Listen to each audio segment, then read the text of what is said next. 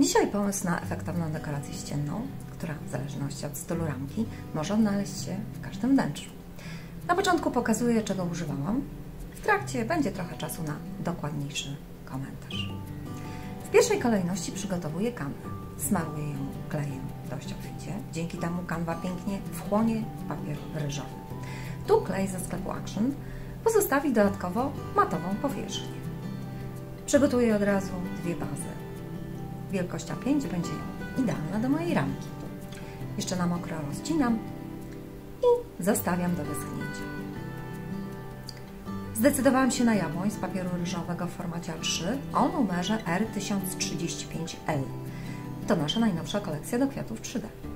Przy użyciu wody odrywam wybrany motyw ostrożnie, aby nie zniszczyć włosków. Naklejając wyrwany element na większy arkusz papieru ryżowego, mamy gwarancję, że nie będzie widoczna linia łączenia. Naklejam prowadząc pędzel od środka, zgodnie z kierunkiem włosków. Używam tego samego kleju, nawet na powierzchni pozostawi matową warstwę. Suszę bądź pozostawiam do wyschnięcia. W tym czasie przygotuję kwiaty do 3D. Tym razem użyłam preparatu firmy Pentart Varnish & Glue Silky Shine. Smaruję obficie papier po drugiej stronie motywu, suszę i powtarzam tę czynność parokrotnie. Ja zrobiłam to 6 razy. Po pierwszym razie warto unieść arkusz, aby nie przykleił nam się do podłoża. Pierwsza warstwa po wyschnięciu zabezpieczy przed przyklejaniem następnej warstwy. Aby nie przedłużać, proces ten przyspieszyłam. Preparat bardzo szybko schnie, więc wbrew pozorom cały proces nie jest zbyt czasochłonny. Warstwy lakieru wytworzyły elastyczną błonę, która w połączeniu z papierem ryżowym pozwoli nam pięknie formować kwiaty. Zanim jednak zacznę to robić, wcześniej powycinam kwiaty. Zacznę od pierwszej warstwy. Staram się to robić dość dokładnie. A teraz druga warstwa.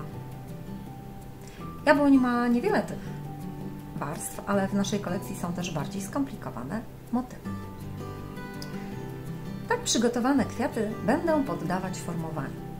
Użyję do tego maty do embossingu oraz dłutek kulkowych do modelowania kwiatów. Zaczynam od lewej strony. I płatek po płatku staram się je uwypuklić. Warto to zrobić dokładnie, nie spiesząc się zbytnio, a kwiaty nam się odwdzięczą. Warto używać różnych końcówek. Papier cały czas pięknie pracuje. Na koniec odwracamy na drugą stronę i mniejszą kulką wciskamy środki kwiatów.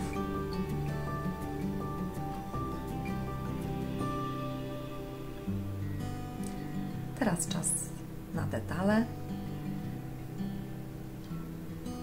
Jeszcze mała korekta.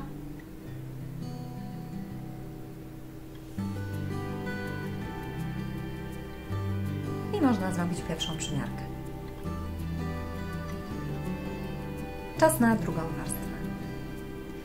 Papier ryżowy świetnie pracuje, a jego włókna rozchodzące się we wszystkie strony są gwarantem, że płatki pięknie się będą trwale modelować. Efekt jest naprawdę super.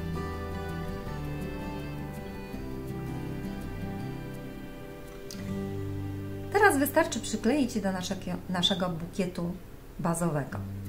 Wykorzystuję do tego Heavy Body Gel, tu akurat w wersji matowej, ale to bez większego znaczenia. Nie będzie widoczne. Pod największy kwiat daję więcej preparatu. Dzięki temu jeszcze bardziej wyjdzie na pierwszy plan, a na dolne kwiaty,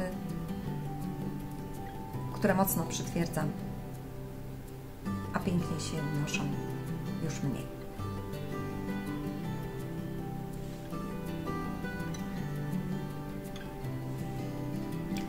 Teraz druga warstwa.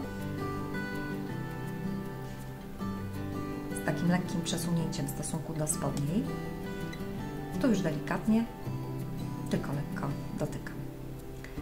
Całą konstrukcję pozostawiam do samodzielnego wyschnięcia. A tu już efekt końcowy.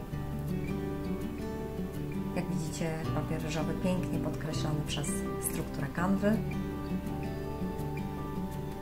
a różnica tekstur dodatkowo podkreślona przez passepartout.